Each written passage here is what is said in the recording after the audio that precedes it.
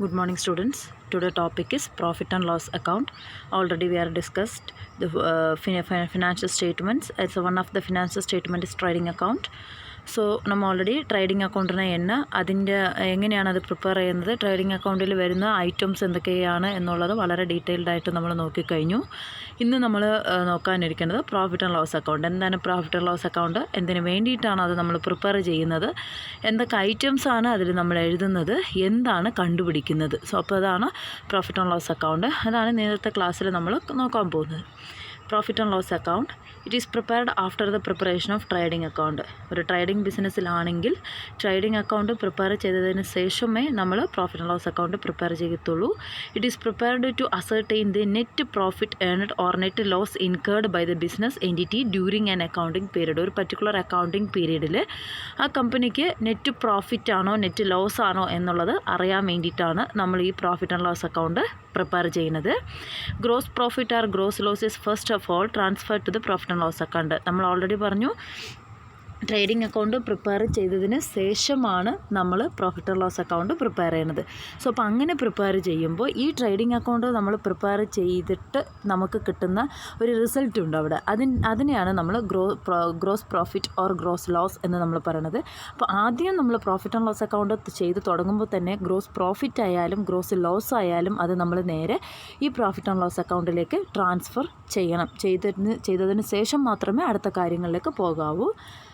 Then direct expenses are debited and indirect expenses are debited and all revenues other than sales are credited. അപ്പോൾ ഇവിടെ നമ്മൾ trading അക്കൗണ്ടിൽ നമ്മൾ பார்த்தோம் പർച്ചേസും, അതായത് ഡയറക്റ്റ് എക്സ്പെൻസസും ഡയറക്റ്റ് ഇൻകം, അത് മാത്രമേ നമ്മൾ അവിടെ എഴുതിയുള്ളൂ. അപ്പോൾ അതല്ലാതെ direct expenses and direct income அப்படிங்கிறது the income or expenses are directly related to the purchase and sale of goods. സാധനം പർച്ചേസ് ചെയ്യുന്നു, വിൽക്കുന്നു, അത് സംബന്ധമായി നമുക്ക് വരുന്ന ചെലവുകളും വരവുകളിനെയാണ് നമ്മൾ ഡയറക്റ്റ് എക്സ്പെൻസസും ഡയറക്റ്റ് ഇൻകം എന്ന് പറയുന്നത്. സോ അപ്പോൾ ട്രേഡിംഗ് അക്കൗണ്ട് എന്ന് പറയുമ്പോൾ direct income and direct expenses ആണ് എഴുതുന്നത്. പ്രോഫിറ്റ് ആൻഡ് ലോസ് അക്കൗണ്ട് വരുമ്പോൾ ഇൻഡയറക്റ്റ് ആയിട്ട്, അതായത് ഈ സെയിൽസിനെ സപ്പോർട്ട് ചെയ്യാൻ വേണ്ടിയിട്ട് നമുക്ക് വരുന്ന ചില ഇൻകംസും ഉണ്ടാവും, ചില എക്സ്പെൻസസും ഉണ്ടാവും. അതിനെയാണ് നമ്മൾ ഇൻഡയറക്റ്റ്, അതായത് നേരിട്ട് അതിന് റിലേറ്റഡ് അല്ല, പക്ഷേ സെയിൽസിനെ സപ്പോർട്ട് ചെയ്യാനായിട്ട് നമ്മൾ വേറെ കുറേ ചെറിയ ആക്ടിവിറ്റീസൊക്കെ ചെയ്യേണ്ടി വരും. സോ അപ്പോൾ അതിന് വരുന്ന ചിലവുകളിനെയാണ് നമ്മൾ എന്തെന്ന് പറയുന്നത് ഇൻഡയറക്റ്റ് എക്സ്പെൻസസ് എന്ന് നമ്മൾ പറയുന്നത്. ഓക്കെ, അപ്പോൾ ഈ all the indirect expenses and indirect income, അത് രണ്ടാണ് നമ്മൾ ഈ ഒരു പ്രോഫിറ്റ് ആൻഡ് ലോസ് അക്കൗണ്ടിൽ എഴുതുന്നത്.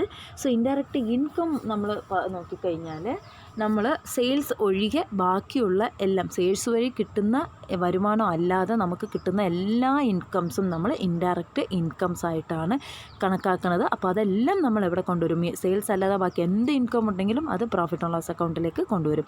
സോ അപ്പോൾ all indirect expenses are recorded in the debit side of the profit and loss account and all revenues or indirect revenues or indirect incomes are recorded in the credit side of the profit and loss account. Okay, then the difference is either net profit. അപ്പോൾ നമ്മളിങ്ങനെ ആദ്യം gross profit ആണോ loss ആണോ അത് നമ്മൾ profit and loss അക്കൗണ്ടിലേക്ക് transfer ചെയ്യുന്നു. പിന്നെ അതിലുള്ള ഇൻഡയറക്റ്റ് എക്സ്പെൻസസ് എല്ലാം കൂടി എടുത്ത് ഡെബിറ്റ് സൈഡ് എഴുതുന്നു, ഇൻഡയറക്റ്റ് ഇൻകംസ് എല്ലാം എടുത്ത് നമ്മൾ ക്രെഡിറ്റ് സൈഡ് എഴുതുന്നു. ഇതെല്ലാം എഴുതി കഴിഞ്ഞതിന് ശേഷം ഇത് രണ്ടും കൂടി നമ്മൾ മാച്ചിങ് പ്രിൻസിപ്പൽ ഉപയോഗിച്ച് ഇത് മാച്ച് ചെയ്ത് നോക്കുമ്പോൾ ഡിഫറൻസ് വരും. സോ അപ്പോൾ ആ ഡിഫറൻസിനെയാണ് നമ്മൾ നെറ്റ് പ്രോഫിറ്റ് ഓർ ലോസ് എന്ന് പറയുന്നത്. അപ്പോൾ നെറ്റ് പ്രോഫിറ്റ് എന്ന് പറയുമ്പോൾ എക്സ്പെൻസസിനെക്കാട്ടിലും ഇൻകം കൂടുതലാണെങ്കിൽ പ്രോഫിറ്റാണ്, അല്ലേ? അതേപോലെ എക്സ്പെൻസസിനെക്കാട്ടിലും ഇൻകം കുറവാണെങ്കിൽ നമുക്ക് ലോസാണ്. സോ അപ്പോൾ ഈ മാച്ചിങ് പ്രിൻസിപ്പൽ ഉപയോഗിക്കുമ്പോഴാണ് നമ്മൾ ഇതിൻ്റെ ഒരു റിസൾട്ട് ഫൈൻഡ് ഔട്ട് ചെയ്യുന്നത്. ആ കിട്ടുന്ന റിസൾട്ടാണ് നമ്മളിവിടെ നെറ്റ് പ്രോഫിറ്റ് ഓർ ലോസ് എന്ന് നമ്മൾ പറയുന്നത്. Okay, profit and loss account அப்படின்னாலே எப்போ நம்ம ப்ரிப்பேர் பண்ணுவோம் ட்ரேடிங் அக்கௌண்ட், அதாவது வியாபார கணக்கு ப்ரிப்பேர் பண்ணினதுக்கு அப்புறம் தான் நம்ம எது ப்ரிப்பேர் பண்ணுவோம்? இந்த ப்ராஃபிட் அண்ட் லாஸ் அக்கௌண்ட், அதாவது லாப நட்ட கணக்கு ப்ரிப்பேர் பண்ணுவோம். எதுக்காக இது ப்ரிப்பேர் பண்ணுறோம் அப்படின்னு கேட்டால், நமக்கு நெட் ப்ராஃபிட் ஆர் லாஸ், அதாவது நிகர லாபம் எவ்வளவு இல்லைன்னா நிகர நஷ்டம், லாபமாக நஷ்டம், அது நெட் கரெக்ட் ப்ராஃபிட் எவ்வளவு இல்லைன்னு கண்டுபிடிக்கிறதுக்காக தான் நம்ம இந்த profit and loss account prepare பண்ணுறோம். ஸோ இங்கே நம்ம ப்ரிப்பேர் பண்ணும்போது ட்ரேடிங் அக்கௌண்ட் பண்ணும்போது நமக்கு கிடைச்ச க்ராஸ் ப்ராஃபிட் ஆர் லாஸை நம்ம ஃபஸ்ட் இங்கே ட்ரான்ஸ்ஃபர் பண்ணுவோம். அதுக்கப்புறம் எல்லா இன்டைரக்ட் எக்ஸ்பென்சஸும், இன்டைரக்ட் எக்ஸ்பென்சஸ் அப்படின்னா பர்ச்சேஸ் அண்ட் சேல்ஸ், அதாவது பொருட்கள் வாங்கி விற்கிறத சப்போர்ட் செய்யக்கூடிய எல்லா எக்ஸ்பென்சஸும், நம்ம நேரடியாக அதில் ரிலேஷன் இல்லை, சப்போர்ட் செய்யக்கூடிய எல்லா எக்ஸ்பென்சஸும் நம்ம என்னென்னு சொல்லுவோம், இன்டைரக்ட் எக்ஸ்பென்சஸ் அப்படின்னு சொல்லுவோம். ஸோ அப்போ அந்த இன்டைரக்ட் எக்ஸ்பென்சஸ் எல்லாம் இங்கே ப்ராஃபிட் அண்ட் லாஸ் அக்கௌண்ட்டோட டெபிட் சைடில் எழுதுவோம். அதே மாதிரி சேல்ஸ் ஒழிக பாக்கி உள்ள எல்லா இன்கம்ஸும், அதாவது சேல்ஸ் வழி சாதனங்கள் விற்கிறது வழி நமக்கு கிடைக்கிற வருமானத்தை விட்டு தவிர வேறு எல்லா வருமானமும் இங்கே இன்டைரக்ட் இன்கம்ஸ் தான். ஸோ அப்போ அதெல்லாம் நம்ம எங்கே எழுதுவோம், கிரெடிட் சைடில் எழுதிடுவோம். இதெல்லாம் எழுதினதுக்கப்புறம் பார்த்திங்க அப்படின்னா என்ன பண்ணோம் அப்படின்னா, நம்ம ஆல்ரெடி படிச்சிருக்கிறது மாதிரி மேட்சிங் பிரின்சிபல் உபயோகித்து இந்த டெபிட் சைடையும் கிரெடிட் சைடையும் நம்ம மேட்ச் பண்ணும்போது டிஃப்ரென்சஸ் வரும். ஸோ அப்போ அந்த டிஃப்ரென்சஸை வச்சு தான் நம்ம ப்ராஃபிட்டாக, நெட் ப்ராஃபிட்டாக, நெட் லாஸாக அப்படின்னு கண்டுபிடிப்போம். இனி நெட் ப்ராஃபிட்டாக, நெட் லாஸாக அப்படின்னு எப்படி கண்டுபிடிப்போம்? எக்ஸ்பென்சஸை விட இன்கம் சைடு, அதாவது செலவை விட வருமானம் கூடுதலாக இருந்துச்சு அப்படின்னு சொன்னால் நெட்டு ப்ராஃபிட்டு, செலவை விட வருமானம் கம்மியாக இருந்துச்சு அப்படின்னு சொன்னால் நெட் லாஸு. இதுதான் நம்ம வந்துட்டு ப்ராஃபிட் அண்ட் லாஸ் அக்கௌண்ட்டில் மெயினாக படிக்க வேண்டியது. இனி பார்த்தீங்கன்னா features of profit and loss account. இதான features of profit and loss account. Profit and loss அக்கௌண்ட்டோட கேரக்டரிஸ்டிக்ஸ் ஆர் ஆப்ஜெக்டிவ்ஸ் எல்லாம் சொல்லலாம். It is a second stage இந்த preparation of final accounts. Final accounts prepare பண்ணுறதுல செகண்ட் ஸ்டேஜான profit and loss account. Then accrual basis of accounting is followed for preparing profit and loss account. Accrual basis ரொம்ப கூட்டி எழுதி പോകുന്നതാണ്.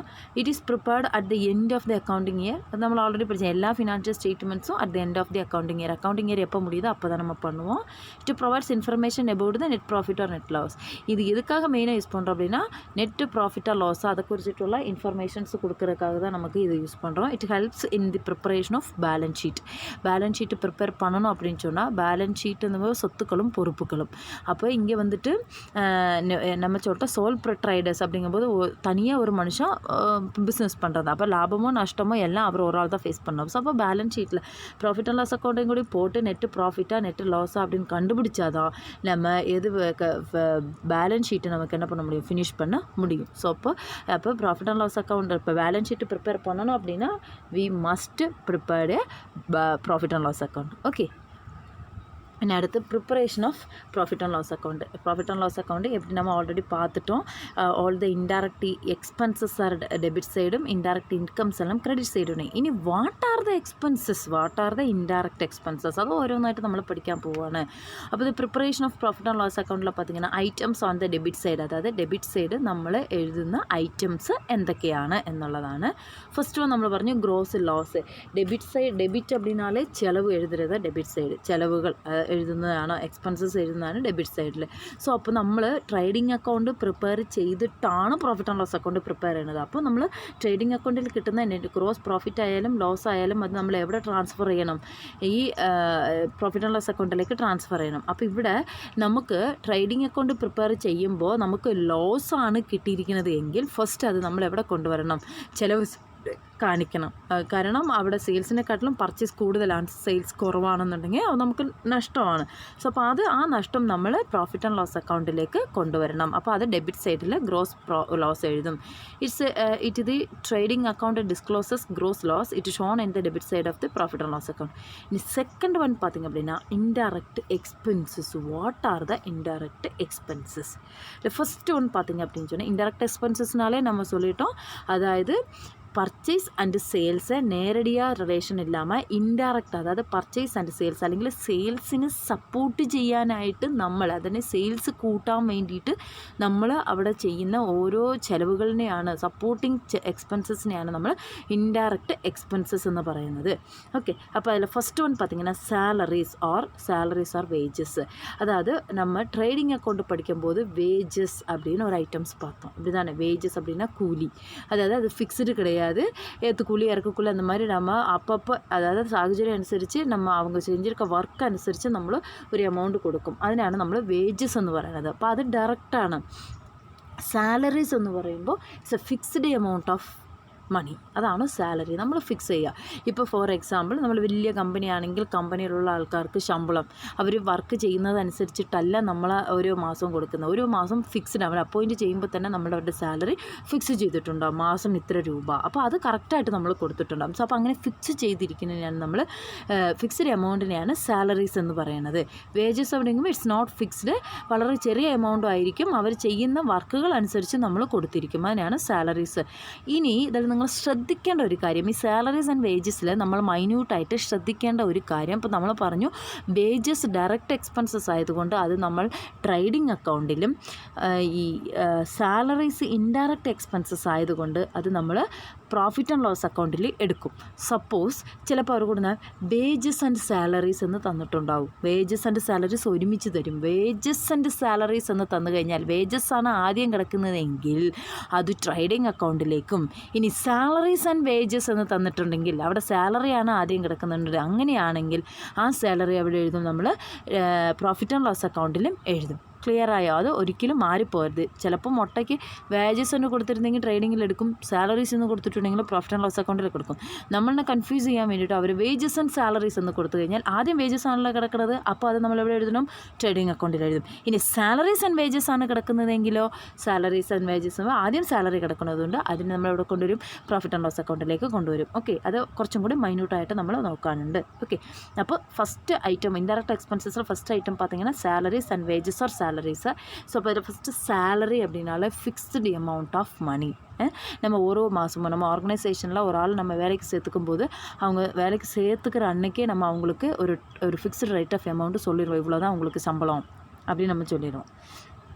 So அப்போ அந்த மாதிரி ஃபிக்ஸ் பண்ணக்கூடிய அமௌண்ட், அதாவது ஃபிக்ஸ்டு ரேட் ஆஃப் அமௌண்ட்டு ஒரு ஃபிக்ஸ்டு டைமில் தான் கொடுப்போம், எப்பவும் கொடுக்க மாட்டோம். அதான சேலரிக்கு வேஜஸ்க்கு உள்ள வித்தியாசம். வேஜஸ் எப்போல்லாம் வேலை செய்கிறாங்களோ அப்பப்போ கொடுத்து வித்துரும். சேலரிஸ் அப்படிங்கும்போது மந்த்லி பேஸ், ஃபிக்ஸ்டு டைமும் இருக்கும், ஃபிக்ஸ்டு அமௌண்ட்டாகவும் இருக்கும். அந்த மாதிரி இருக்கிறது தான் நம்ம சேலரிஸ் அப்படிங்கிறது. ஸோ அப்போ அது எதுக்கு அப்படின்னா நம்ம சேல்ஸை வலுப்படுத்துறதுக்காக, சேல்ஸை கூட்டுறதுக்காக நம்ம பல சேல்ஸ்மேனை வச்சுருக்கலாம், ஒரு அட்வர்டைஸ்மெண்ட்டுக்கு ஆளை வச்சுருக்கலாம், இல்லை அதை இந்த நம்ம ஆர்கனைசேஷன் மேனேஜ் பண்ணுறதுக்காக நிறைய மேனேஜர்ஸை வச்சுருக்கலாம். ஸோ அப்போ இதெல்லாம் வந்துட்டு இந்த இம்ப்ரூவிங் தி சேல்ஸை இம்ப்ரூவ் பண்ணுறதுக்காக நம்ம வைக்கிறோம். அதுக்காக கொஞ்சம் பேர் அப்பாயிண்ட் பண்ணுறோம், அதுக்காக நம்ம சேலரி கொடுக்குறோம். ஓகே, அப்போ அதனால தான் அதை இன்டெரக்ட் எக்ஸ்பென்சஸில் வச்சுருக்கோம். இனி பார்த்தீங்கன்னா கணக்கில் நமக்கு இப்போ கொடுக்கும்போது சிலப்போ வேஜஸ் அண்ட் சேலரிஸ் அப்படின்னு மொத்தமாக கொடுத்துருப்பான், இல்லைனா சேலரிஸ் அண்டு வேஜஸ்ன்னு கொடுத்துருப்பான். அப்போ நீங்கள் பார்க்க வேண்டியது என்னென்னா வேஜஸ் அண்டு சேலரிஸ், வேஜஸ் முதல்ல கிடந்தா அதை நம்ம எங்கே எழுதுவோம்? ட்ரேடிங் அக்கௌண்ட்டில் எழுதுவோம். சேலரிஸ் முதல்ல கிடந்துச்சு அப்படின்னா அதை நம்ம ப்ராஃபிட் அண்ட் லாஸ் அக்கௌண்ட்டில் எழுதுவோம். ஓகே, இதுதான் சேலரி அண்டு വേജസിൽ. ഇനി അടുത്തത് பார்த்திங்கன்னா റെൻറ്റ് റേറ്റ്സ് ആൻഡ് ടാക്സസ്. ഇപ്പോൾ റെൻറ്റ് റിസീവ്ഡ് ആണെങ്കിൽ ഓൾറെഡി അവിടെ റിസീവ്ഡ് തരും. റെൻറ്റ്, വാടക, റെൻറ്റ്, റേറ്റ്സ്, ടാക്സസ് ഇതൊക്കെ നമുക്ക് ചിലവുകളാണ്, നമ്മൾ എക്സ്പെൻസസ് ആയതാണ്, ഇൻഡയറക്റ്റ് എക്സ്പെൻസസ്. അടുത്ത് പ്രിൻറ്റിങ് ആൻഡ് സ്റ്റേഷനറി.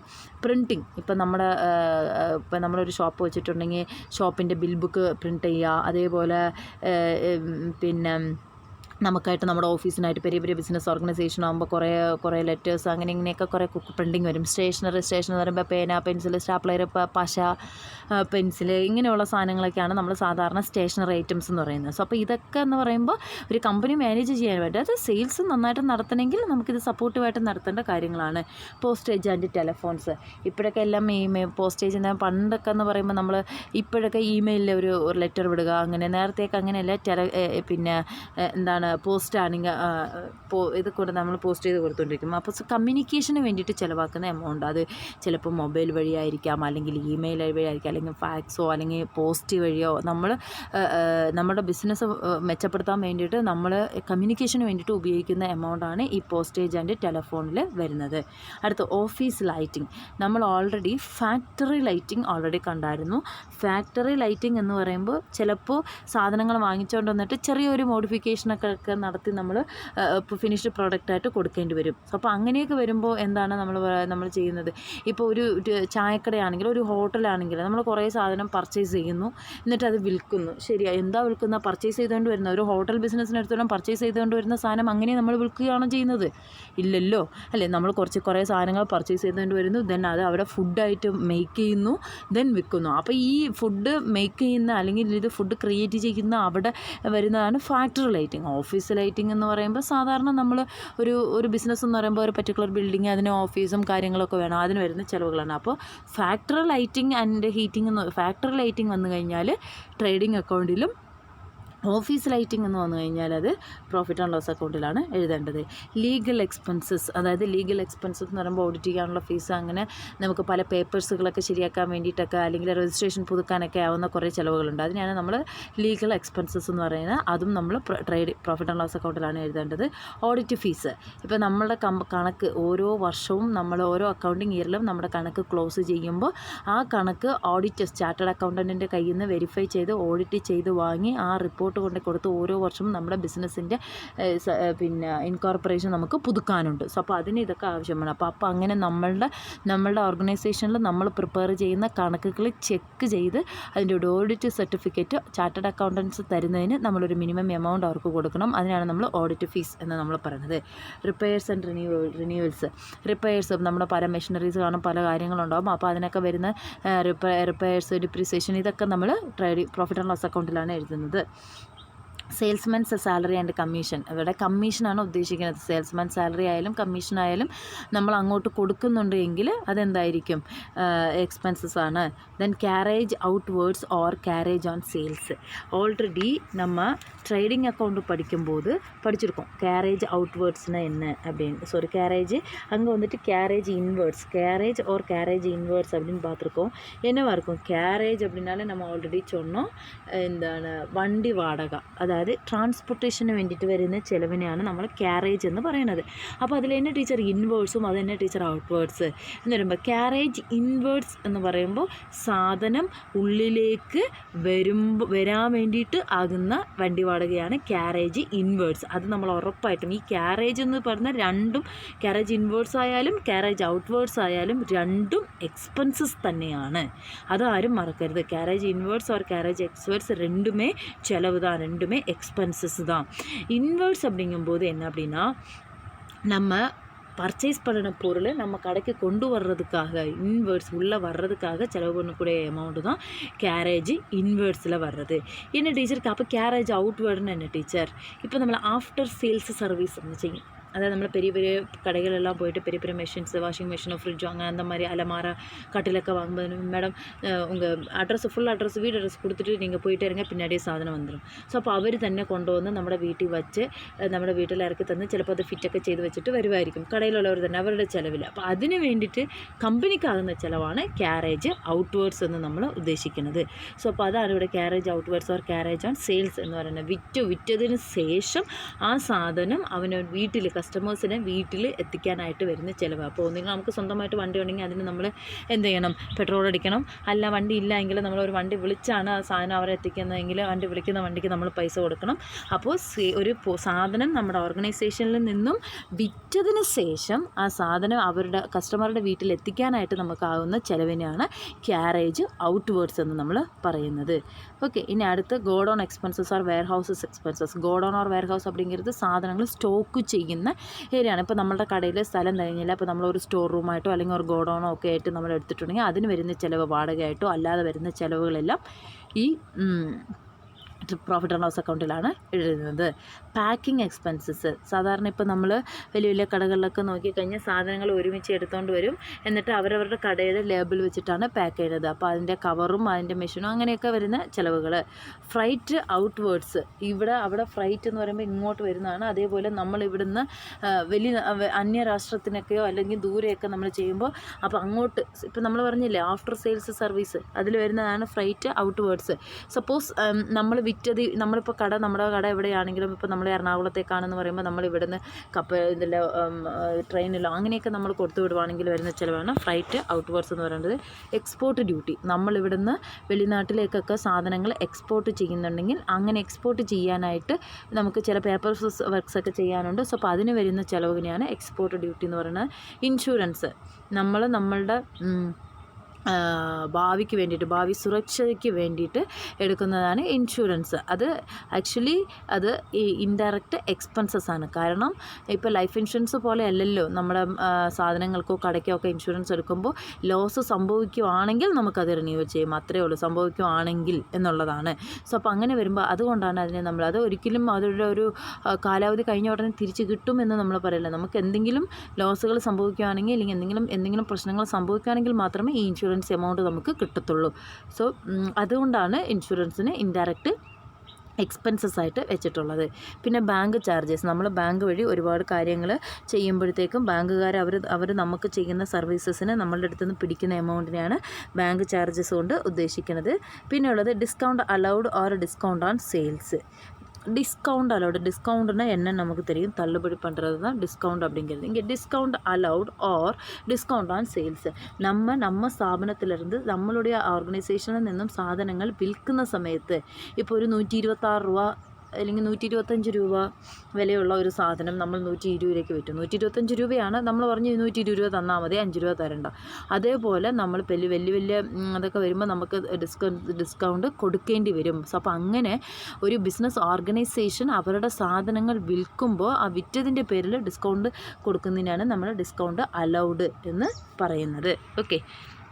ഇനി ലൈറ്റിംഗ് ആൻഡ് ഹീറ്റിംഗ്, അതായത് ഇപ്പോൾ നമ്മൾ ഓഫീസ് ലൈറ്റിംഗ് കണ്ടോ, അതേപോലെ നമ്മുടെ ബിൽഡിങ്ങിനും പുറത്തുമൊക്കെ ആയിട്ട് നമ്മുടെ ലൈറ്റിംഗ് ഇപ്പോഴൊക്കെ എല്ലാവിടെയും ക്യാമറകൾ ഫിറ്റ് ചെയ്യുന്ന അങ്ങനെയുള്ള സാധനങ്ങളാണ് ലൈറ്റിംഗ് ആൻഡ് ഹീറ്റിംഗ് എന്ന് പറയുന്നത്. സോ അപ്പോൾ അതും നമുക്ക് ഇൻഡയറക്റ്റ് എക്സ്പെൻസസ് ആയിട്ടാണ് കണക്കാക്കുന്നത്. ഓക്കെ. ഇനി അടുത്തത് பார்த்தீங்க அப்படின்னு சொன்னால் ഇൻട്രസ്റ്റ് ഓൺ ക്യാപിറ്റൽ. അത് നമ്മൾ അഡ്ജസ്റ്റ്മെൻറ്റിൽ പഠിക്കും, എന്നാലും ഇവിടെ പറയുക ഇൻട്രസ്റ്റ് ഓൺ கேபிட்டல். கேபிட்டல் அப்படிங்கிறது ஒரு ஓனர் ஃபஸ்ட்டு டைம் அந்த கம்பெனிக்கு முடக்கக்கூடிய அமௌண்ட்டு தான் கேபிட்டல். ஸோ அப்படியே ஓனர் கம்பெனிக்கு பணம் கொடுக்கும்போது அந்த பணம் எப்போயா இருந்தாலும் ஓனருக்கு திருப்பி கொடுக்கணும். ஸோ அப்போது இப்போ நம்ம பேங்க்கில் போய் கொஞ்சம் அமௌண்ட் போட்டோம்னா நமக்கு இன்ட்ரெஸ்ட் கிடைக்கல, நம்ம வேறு யாருக்காவது வட்டிக்கு கொடுத்துருந்தா நமக்கு இன்ட்ரெஸ்ட் கிடைக்கல. ஸோ இப்போ அதே மாதிரி நம்ம கம்பெனியில் இன்வெஸ்ட் பண்ணியிருக்கக்கூடிய அமௌண்ட்டுக்கு கம்பெனி நம்மளோட கேபிட்டல் மேலே சார்ஜ் பண்ணுறது தான் இன்ட்ரெஸ்ட்டு. ஸோ அப்போ அது ஓனரை பொறுத்தளவில் இன்கமாக இருக்கலாம், ബട്ട് ഒരു കമ്പനീനെ സംബന്ധിച്ചിടത്തോളം അതെന്താണ്, എക്സ്പെൻസസ് ആണ്. ഓക്കെ. ഇനി office expenses, general expenses, under ഓഫീസിൽ വരുന്ന എക്സ്പെൻസസ്, അതേപോലെ റോയൽറ്റി ഓൺ സെയിൽസ്. റോയൽറ്റി എന്ന് പറയുന്നത് എന്താണ്, നമ്മൾ പാട്ടകൃഷിയൊക്കെ ചെയ്യുന്ന സമയത്ത് നമ്മൾ അതിന്, അതായത് ഇപ്പോൾ ഒരു അസറ്റ് നമ്മൾ വാടകയ്ക്ക് എടുത്തിരിക്കുക, അങ്ങനെയൊക്കെ നമ്മൾ എടുക്കുമ്പോൾ അതിന് കൊടുക്കുന്ന റെൻറ്റിനെയാണ് നമ്മൾ റോയൽറ്റി എന്ന് പറയുന്നത്. അസറ്റ്സൊക്കെ നമ്മൾ വാടകയ്ക്ക് എടുക്കുമ്പോൾ അതിന് കൊടുക്കുന്ന റെൻറ്റ്. ട്രേഡ് എക്സ്പെൻസസ് എന്ന് പറയുമ്പോൾ സെയിൽസ് എക്സ്പെൻസസ്, സാധനങ്ങൾ വിൽക്കാൻ വേണ്ടിയിട്ട് അഡ്വർടൈസ്മെൻറ്റ് അല്ലെങ്കിൽ അതുപോലെ വരുന്ന എക്സ്പെൻസസിനെയാണ് നമ്മൾ ട്രേഡ് എക്സ്പെൻസസ് എന്ന് പറയുന്നത്. ചാരിറ്റി അതായത് എന്നെ ചൊല്ലുന്നത്, നമ്മൾ ആർക്കെങ്കിലുമൊക്കെ സംഭാവനയായിട്ട് പൈസ കൊടുക്കണമെങ്കിൽ അതിനാണ് നമ്മൾ ചാരിറ്റി എന്ന് പറയുന്നത്. ചിലപ്പോൾ ചില കടകളിലൊക്കെ നമ്മൾ ചെന്നാൽ നോക്കുക, അവിടെ ഒരു ബോക്സൊക്കെ വെച്ചിട്ടുണ്ടാകും, അതിൽ അവരും പൈസ ഇടും, നമ്മളും ഇടും, പിന്നെ അവരൊന്ന് എടുത്തുകൊണ്ട് പോകും. സോ അപ്പോൾ അങ്ങനെ ദാനം ചെയ്യുക. അപ്പോൾ നമ്മൾ പൈസ ഒരാൾക്ക് ഒരു അത്യാവശ്യത്തിന് കടനായിട്ട് കൊടുക്കുകയല്ല, ദാനമായിട്ട് കൊടുക്കുന്നത്. അപ്പോൾ അതും നമ്മുടെ ബിസിനസ്സിൽ നിന്ന് കൊടുക്കുന്നുണ്ടെങ്കിൽ അതിൻ്റെ പേരാണ് ചാരിറ്റി. അപ്പോൾ അതും പ്രോഫിറ്റ് ആൻഡ് ലോസ് അക്കൗണ്ടിൽ വരണം. എസ്റ്റാബ്ലിഷ്മെൻറ്റ് എക്സ്പെൻസസ്, നമ്മൾ എസ്റ്റാബ്ലിഷ്മെൻറ്റ് ആകുമ്പോൾ പുതിയതായിട്ട് ഓരോന്നും ക്രിയേറ്റ് ചെയ്യാൻ വേണ്ടിയിട്ട് പുതിയ ഇന്നോവേഷൻ പുതിയ അങ്ങനെ വരുന്നതിനാണ് എസ്റ്റാബ്ലിഷ്മെൻറ്റ്. അതിന് വരുന്ന എക്സ്പെൻസസ് എല്ലാം നമ്മൾ ഇൻഡയറക്റ്റ് എക്സ്പെൻസസ് ആയിട്ടാണ് പറയുന്നത്. അത് பார்த்தீங்க அப்படின்னா பெட்டி எக்ஸ்பென்சஸ் എന്ന് പറയുമ്പോൾ പെറ്റി அப்படின்னாலே വെറി സ്മോൾ എക്സ്പെൻസസ്, ചെറിയ എമൗണ്ട്, 1 രൂപ 2 രൂപ 5 രൂപ 10 രൂപ അങ്ങനെ വരുന്നതാണ് പെറ്റി എക്സ്പെൻസസ് എന്ന് പറയുന്നത്. അതും നമ്മുടെ ഇൻഡയറക്റ്റ് എക്സ്പെൻസസ് ആണ്. ഡെലിവറി വാൻ എക്സ്പെൻസസ് ഞാനിപ്പോൾ പറഞ്ഞല്ലോ, ക്യാരേജ് ഔട്ട്വേർഡ്സ്. അതുപോലെ ഇവിടെയും ചിലപ്പോൾ നമ്മൾ വാടകയ്ക്കാണ് വിളിച്ചുകൊണ്ട് പോകുന്നതെങ്കിൽ ക്യാരേജ് ഔട്ട്വേർഡ്സിൽ പോകും. അല്ല നമ്മളുടെ സ്വന്തം വണ്ടിയാണ് എന്നുണ്ടെങ്കിൽ അതിന് നമ്മൾ പെട്രോളൊക്കെ അടിക്കുമ്പോൾ വരുന്ന ചിലവുകളാണ് ഡെലിവറി വാൻ എക്സ്പെൻസസ്.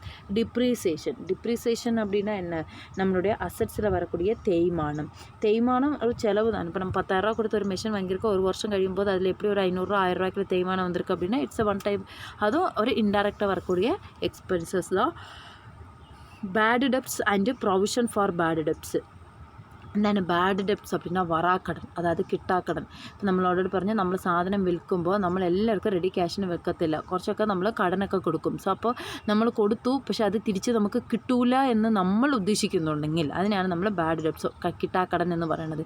ഇപ്പോൾ ഫോർ എക്സാമ്പിൾ നമ്മൾ കുറേ പേർക്ക് വിറ്റിട്ടുണ്ടാവും. ഒരാളുടെ കയ്യിൽ നിന്ന് 2 വർഷത്തിന് മുമ്പേ നമ്മൾ വിറ്റു, പക്ഷേ ഇതുവരെ നമുക്ക് പൈസ കിട്ടില്ല. അപ്പോൾ നമ്മൾ വിചാരിച്ചു ഇനി അവരുടെ കയ്യിൽ നിന്ന് നമുക്ക് ആ പൈസ കിട്ടത്തില്ല എന്ന് നമ്മൾ വിചാരിക്കുന്ന എമൗണ്ടിനെയാണ് bad debts and provision for bad debts എന്ന് നമ്മൾ പറയുന്നത്. ഇനി അഡ്വർടൈസിങ് പ്രത്യേകിച്ച് പറയേണ്ടല്ലോ. നമ്മുടെ സാധനങ്ങളൊക്കെ കസ്റ്റമേഴ്സൊക്കെ വാങ്ങാൻ വേണ്ടിയിട്ട് നമ്മൾ അവിടെ ഇവിടെയൊക്കെ റേഡിയോയിലോ ടി വിയിലോ ന്യൂസ് പേപ്പേഴ്സിലോ അല്ലെങ്കിൽ പോയി മറ്റേ ബാനറുകളോ പോസ്റ്ററുകളോ അങ്ങനെയൊക്കെ നമ്മൾ അഡ്വർടൈസ്മെൻറ്റ് കൊടുക്കുന്നതിന് വരുന്ന ചിലവുകൾ. പിന്നെ സാമ്പിൾ നമ്മൾ ഓൾറെഡി പറഞ്ഞല്ലോ, സാമ്പിൾ ഫ്രീ സാമ്പിളൊക്കെ നമ്മൾ കൊടുക്കുകയാണെങ്കിൽ അതും ഇൻഡയറക്റ്റ് എക്സ്പെൻസസ് ആണ്. അബ്നോർമൽ ലോസസ്, അതായത് loss of stock by fire, loss and sale of asset இந்த மாதிரி വരുമ്പോൾ നമ്മൾ ഫയർ മൂലം നമ്മുടെ സാധനങ്ങൾ കത്തിപ്പോവുക അങ്ങനെയൊക്കെ ചെയ്യുന്നുണ്ടെങ്കിൽ പിന്നെ ഇനി അതർ ഡയറക്റ്റ്, ഇത്രയാണ് നമ്മൾ പ്രോഫിറ്റ് ആൻഡ് ലോസ് അക്കൗണ്ടിൽ എഴുതുന്ന ഇൻഡയറക്റ്റ് എക്സ്പെൻസസ്. ഇനി items on the credit side. ഇനി നമ്മൾ ക്രെഡിറ്റ് സൈഡ് എഴുതാനുള്ള ഐറ്റംസ് എന്തൊക്കെയാണ് എന്നുള്ളതാണ്. ഫസ്റ്റ് பார்த்திங்க அப்படின்னா ഗ്രോസ് പ്രോഫിറ്റ് നമ്മൾ ഓൾറെഡി കണ്ടോ.